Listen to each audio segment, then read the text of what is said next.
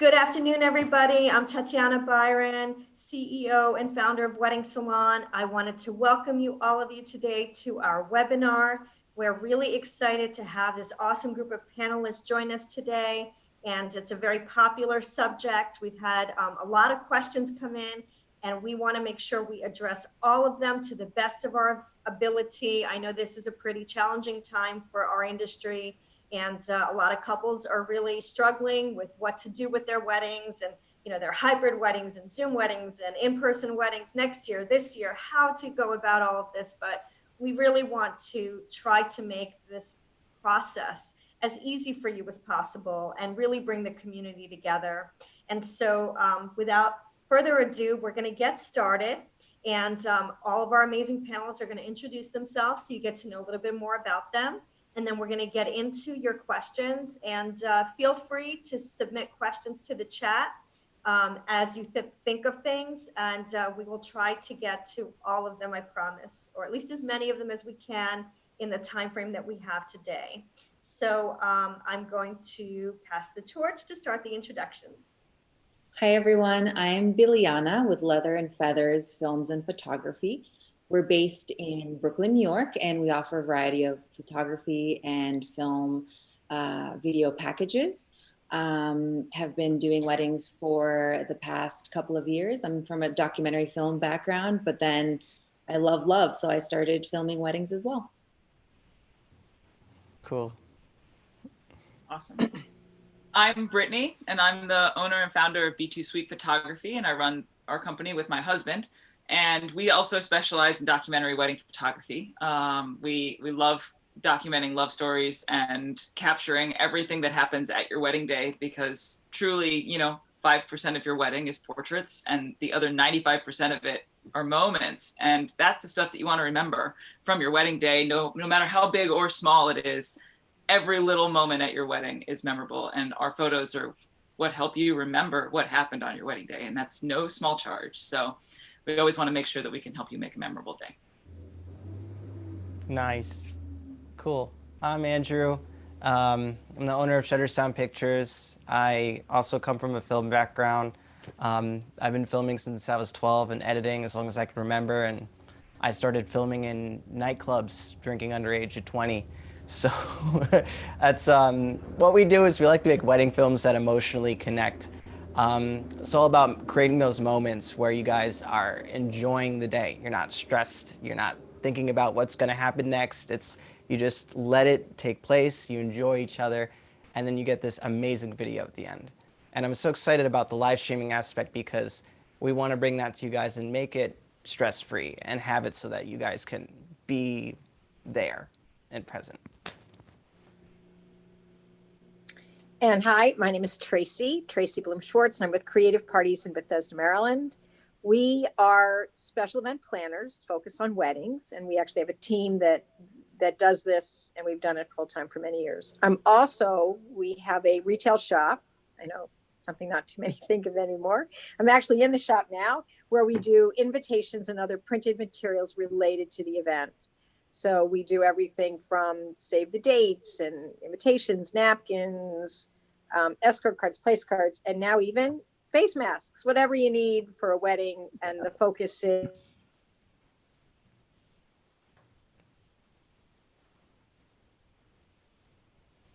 Oh, Tracy, I think your audio.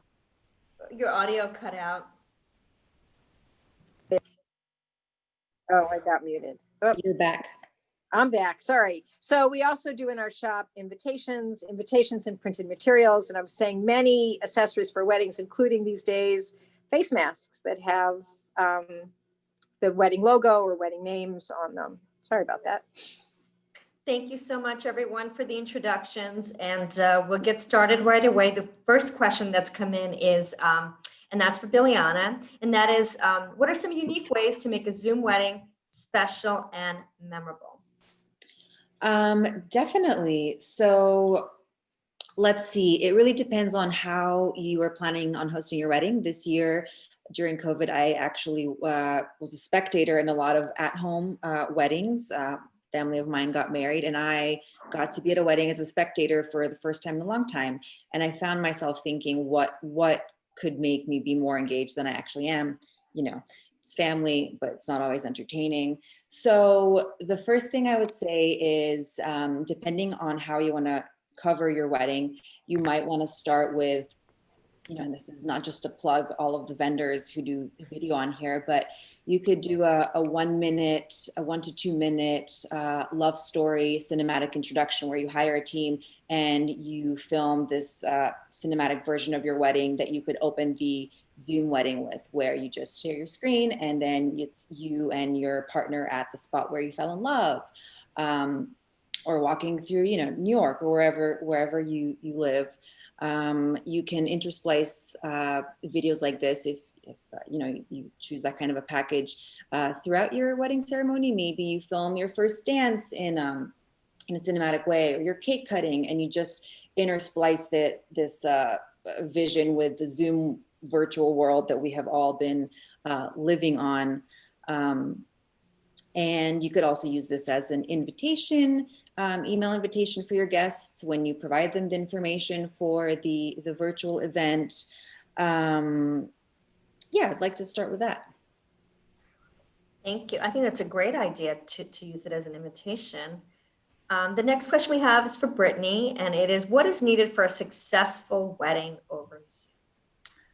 It's a tricky one, because you could say you don't need very much, or you could say you need a lot. And the more thought and preparation you can put into planning your day and thinking through the schedule and thinking through, if you were a guest, what would you like to see and how would you like to, what would you like to interact with?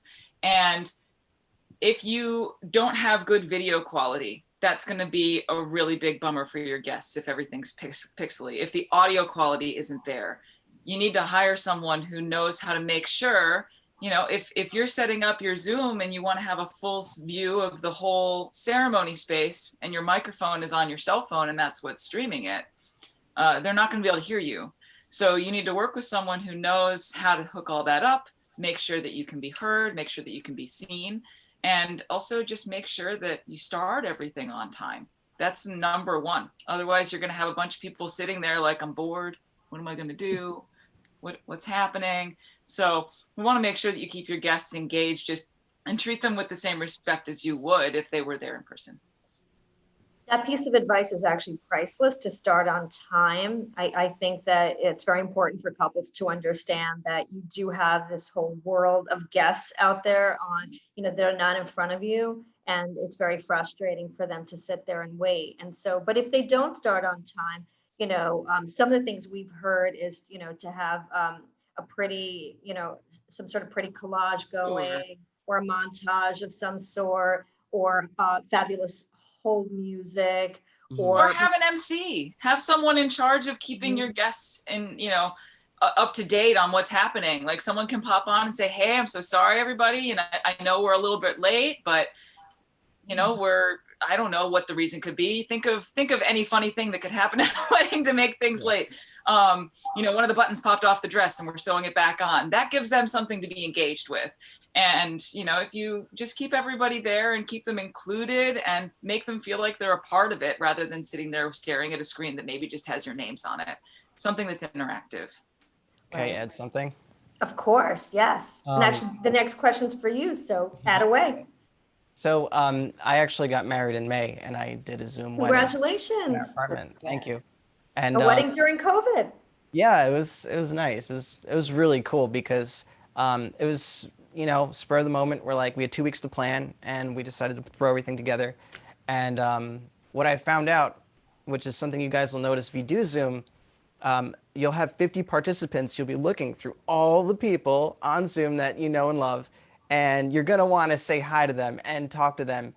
And if they're there, you want to have the ceremony too. So be sure to budget time to kind of have a virtual greeting line, after you get married. What's that called?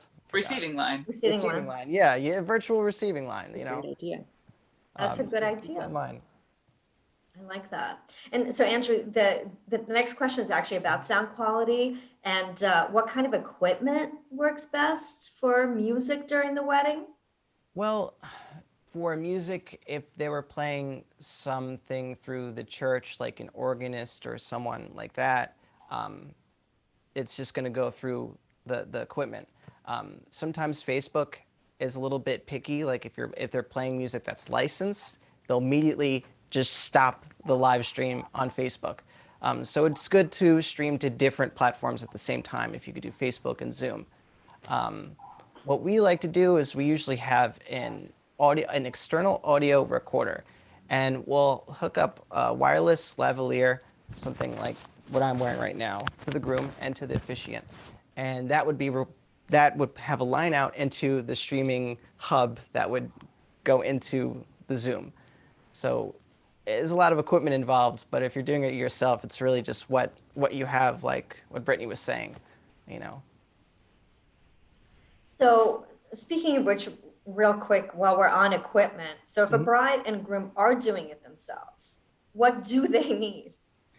They, I mean, because what they would do is have like a cell phone that would stream, and I haven't seen like a wireless lab that connects to the cell phone. I've seen labs that connect to the cell phone with a wire, but that has to be on the person of the person, like has to be on the groom. So it's like that. It's tough. You kind of have to work with what you have and use the audio there. Can I add something? Because I Yes. was I shot a Zoom wedding back in September, and the couple didn't want to work with someone to do their Zoom coverage. They had a couple of cell phones, and so the groom set up his cell phone on a tripod in the aisle, and we helped him put it in the right place, make sure it was aimed at the whole ceremony to capture everything. And then he took the bride's cell phone and actually put it in his breast pocket and had it just streaming the audio. And the guests said that they could hear everything just fine. The only thing that happened that was a bummer was about 4 minutes before the kiss, the camera that did the streaming of the video died. So if you're gonna do this, plug in your phone. Make sure it has enough charge to stream the whole ceremony, because they just got to hear the last bit of the rings and the I do's before the kiss. And while the audio might not have been perfectly synced up to the video, it was close enough that everyone attending could still appreciate what was happening. So is it like two different accounts, like going through, or one account on both devices? No, it was two separate accounts. So he logged in on two devices, and they muted the ceremony video camera and unmute, and then just had the audio on the one in the pocket.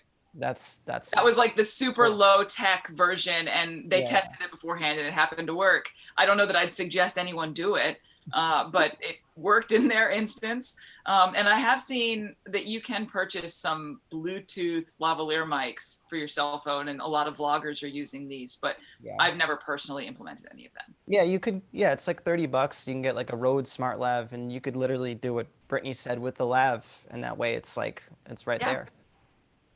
Now, if they were to hire one of you to do it, what equipment are you providing them that they wouldn't have on their own? I'm sure a lot, but I'm just curious specifically what it is.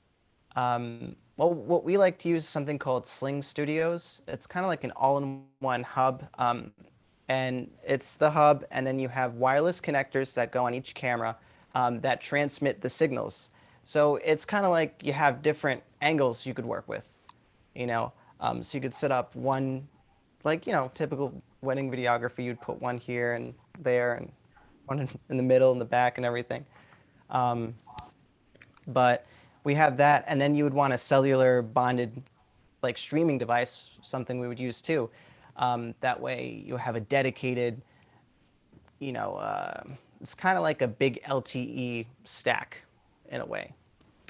And it has redundancies, and it has HEVC recording, so it's a lot more light than like a regular streaming.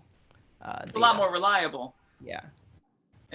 You're not just relying on the cell phone tower and hoping that the Wi-Fi works at the venue. You're Right. kind of bringing your own Has backup a lot of gear. antennas and stuff, and then you have like, and then the sound too. All the sound goes into one device, wireless lavs, and that goes into the Sling Studio, and then it all goes out to either Facebook or Twitch or, you know, YouTube Zoom. Live or Yeah, something. or a custom URL, if you guys are doing the custom website thing. Gotcha. Fantastic. So the next question is for Tracy, and that's what's the best way for your virtual guests to feel included or to feel special? There are lots of options with that, but I have thought about that and I brought props. So the first thing is when they're invited, and I'm not sure how well you can see this. I have two invitations. They look the same, but you can actually see if you look at the bottom, one actually has the date, time, and the place with reception to follow. But the other one has, let's see if we can see, live stream. So we only give the date and the time and the city and state because they're not invited. But it's the first thing you can do that they can look forward to being a part of it, and they feel they've really been invited. We do recommend that your replies are either back to a website or they email a reply, because just as you experienced with this Zoom call, you want to be able to send out a blast email with the link to the live stream, whatever the technology is. Otherwise, it's very difficult for people to participate. And then the other thing you can do, and I'm not sure how well this is going to show up, is we do a little, I like to call it a party in a box, or it is a toast in a box. And you can send the guests something that actually allows them to participate. So it might include wrapped in something that says this is for the toast. It's a little tricky because you can't ship alcohol into some states. You might have something that actually includes the cake, and that says the wedding cake, and whether it's a cake in a can or it could be just candy, it could really be chocolate, it could be anything. But the spirit of that, I will actually be sharing in something that you are actually doing locally. You can include champagne glasses. You could really include almost anything that you want, but at minimum, an invitation is something physical that you'd expect if you were included. Maybe every guest doesn't get a box with elements to participate along with the other attendees. It depends a little bit on budget and a little bit on availability, because can you even ship these things? But we do think the invitation is the simplest way to put something in their hands that they have a memento that they can save and put in the scrapbook if they do that and keep. Thank you. Liliana, a question just came in for you, and that's what kind of bandwidth do you need to have a clear picture? Bandwidth. Let's see. I was also doing some research on this beforehand. I mean, I think it very much depends on your internet provider, like where you're zoned, what you can upgrade that month for. But if you have your date, if you know when you're going to be doing your virtual wedding, you should get in touch with your provider and see what's the maximum. You should always go maximum upgrade for a month, and see whatever your provider offers you. I don't know if you would switch up plans, but and I think a good suggestion would be between 50 to 75 megabytes a second. That seems to be a standard that I've seen for Zoom. But if you can go anywhere between 100 to 1,000 megabytes a second, that would obviously be best for larger groups. I don't know if Andrew wants to chime in, because yeah, for larger groups, my one thing, how you tell everyone to silence their cell phones? Airplane mode. Just shut it all down. That way that phone that's streaming or whatever gets priority. Great Exactly. idea. All of the other devices, tablets, everything in the house, just exactly to turn off your Wi-Fi so it doesn't suck up the energy. Yeah. Now, along to that, and this is for Andrew, Biliana, or Brittany, and that is what happens if there's no Wi-Fi or weak Wi-Fi? What's plan B? Hotspot. Buy a hotspot, and like one of those, from your provider, that just you carry your internet with you. Don't know how much it costs off the top of my head, but that would be my suggestion. Yeah. Another backup option would be, not in that instance, saying, you know what, we can't actually Zoom this day, but we can record the ceremony and get really good quality video, and then your vendor who is doing this, your videographer, would be responsible for cutting that together and making sure that it's a really lovely ceremony video, uploading it to like an unlisted YouTube link or a I was about to say Venmo, but that's not what it is. Why am I blanking on this?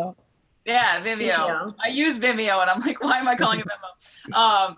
So uploading it to some link that then you can email out to all of your guests and they can at least watch your ceremony. And maybe you do a Zoom watch party with them at a later date when you get the video. Yeah, that's a good. We usually do like a fail safe if it doesn't work. My Zoom tech would, we'd still get the ceremony and everything, but then he would go to a place with Wi-Fi and then stream it from there. So we just postpone it a little bit. So those, if it's like 2 hours or whatever, at least it'll still be able to play on Facebook that day, Do you think it's a good idea for couples to just record the Zoom and then edit it and then share it, or live stream? I don't know that I would record the Zoom and then share the Zoom. If I was going to record it and share it, I would probably suggest recording it on a quality camera that is built for video and not use like a cell phone to record a video of your ceremony to then stream later. But when you record the Zoom, you do get everyone else's reaction. And right, but she's saying if you can't right? Zoom. Oh yeah, if you can't, then yeah. Well, no, if yeah, absolutely. Or if you can't live stream, and to record the Zoom that you're doing. I think definitely for keepsake, you should record it, clicking record. There's no downside. Yeah. There's no downside to recording it. Yeah. And then to edit it and have like a finished product. So another question just came in. It was for Tracy, and that is, what is the best way to tell guests that they're no longer invited since we've reduced our guest count? I think that depends on how many people were invited, but we've had I'm sorry to say, we've had a few of those situations that have come up. So if it's a big number, we have sent, we've sent a follow-up invitation. It might just be a small card that just says, due to COVID or due to whatever, we're no longer allowed. In this time of life, in this 2020, people are sort of going to expect it because they know that if you're following the news, like right now in DC, you can only have, I think, a maximum of 10 people in a room. So if that's the case and they know they're invited to the wedding, they have to expect that this is an issue. If it's a smaller group of people, we find people have just called and told them.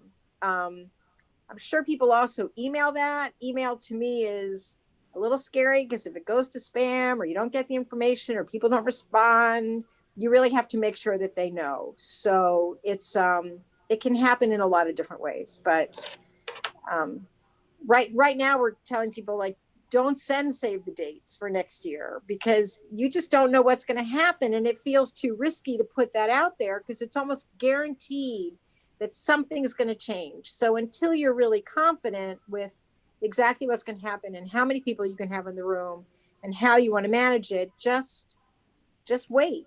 And as I like to say, the people that are most important to you, the people that you must have there to have a wedding, you've probably spoken to them on the phone. They know the date. So for the general public that you're inviting, just wait till it's really solid. And then you don't have to deal with that. And Tracy, just on a side note, someone just asked, what are some trends you're seeing for micro weddings, or what are some tips for micro weddings? So I have thought about this. So part of the issue with a trend for a micro wedding is you really do have to think about what's being videotaped, because if it's just a micro wedding and you're not videotaping it, you're doing what you would have done before, but just on a smaller scale.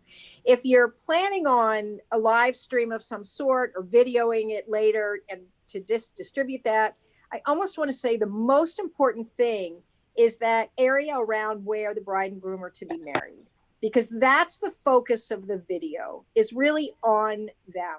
So part of it says invest your flower dollars there.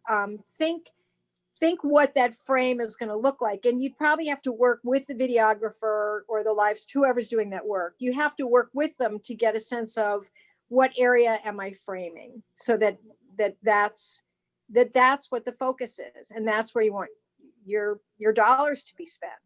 Otherwise, if you only have 10 people, is it one table? Is it two tables? Are you even sitting down for a meal? So one, to be aware of what's going to be on that videotape. Otherwise, then the question becomes, what else is important for people? So your budget might be, it's the table, but it's one table, not 20, 30, 50 tables. And then the other question is what do you want to send to the guests? Do you want to send them a party in a box, something to contribute with, to feel a part of it?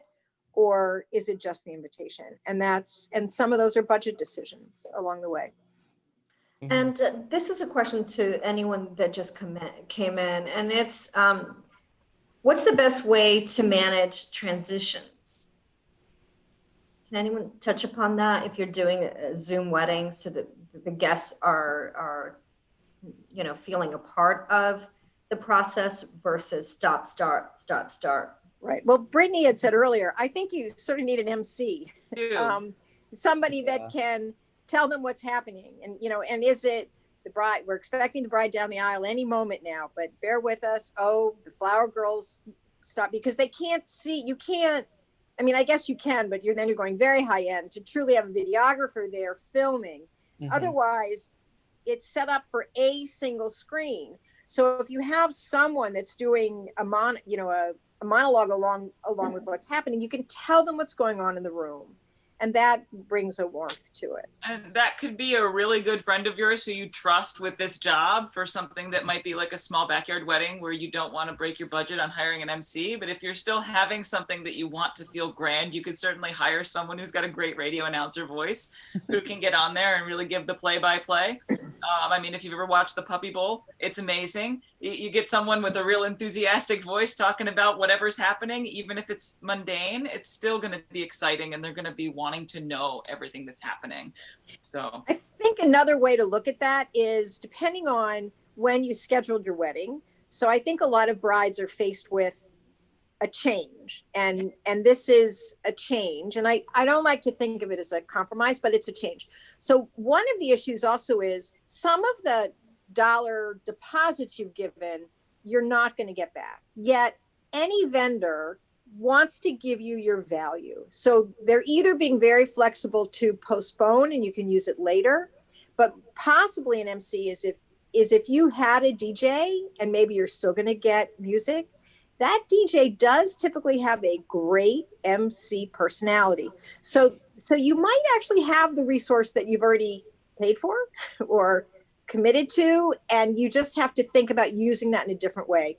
And we work with a lot of vendors in our community, and I work with a lot of people around the country, and everyone wants to stay in business and everyone wants to be involved. So I would think if you just talk to your vendors, someone is going to, there might be a logical person that can do that for you and it really be fabulous. And for me, what comes to mind is like the DJ or the band leader. If you have that, they can make a big difference for you. Your vendor team, who you were originally planning to work for with your larger scale wedding, if you had planned on a wedding in 2020 and you've had to postpone, and now you're trying to figure out, how do I get married in April of this year, and I'm already having to downsize, I'm already having to change things. I already had to change things once because I postponed from 2020 to 2021. I don't want to postpone to 2022 because a 3-year engagement seems insane. And you're like, I just want to be married and I want to party with these people, but not until it's safe.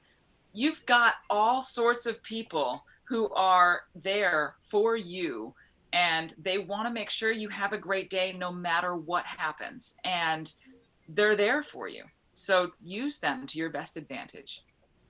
So one last question we have time for, or kind of have time for, real quick. And that was about what other streaming options other than Zoom exist for couples. Can anyone answer that? Well, Facebook, but with Facebook, you have to be careful because there are a lot of different ways to do it. You could have an event on a page, you can make a group, make it private. You can invite 50 people, but make sure you're not doing it last minute, because if you invite more than 50 people, it's going to stop you because it thinks you're spamming. So invite everyone in advance, to Facebook. And after that, everyone should just be able to join in and watch it. And there's a little commenting thing too, which is kind of cool. The Zoom and Facebook, unless you go professional, like if you want to do it yourself, Zoom and Facebook are really the two main platforms to use. Yeah, Right? and you could technically stream to both at the same time, but Okay. it's good to do one if you want that dedicated stream, Well, I just wanted to thank our amazing panelists for today. I found it very informational, and as I'm sure our couples did as well that were listening today. And good luck, everybody, with all your wedding planning and your micro weddings and your hybrid weddings and your Zoom weddings and your live weddings. The most important thing is love is not dead, and continue to plan, continue to get engaged, and continue to support this industry, because we are coming back, and we're going to come back really strong. And so I for one, am very excited for that. We see hope on the horizon. And so there'll be a lot of weddings in 2021. And certainly we see things coming back to normal, in that last quarter, if not going into, well, certainly going into 2022, as far as the bigger weddings that we used to see. So again, I'm Tatiana. I want to thank you all for joining us today. And please stay in touch and stay safe. Cool. Thank you all. Yeah, Thank you. thanks for having me. This is great.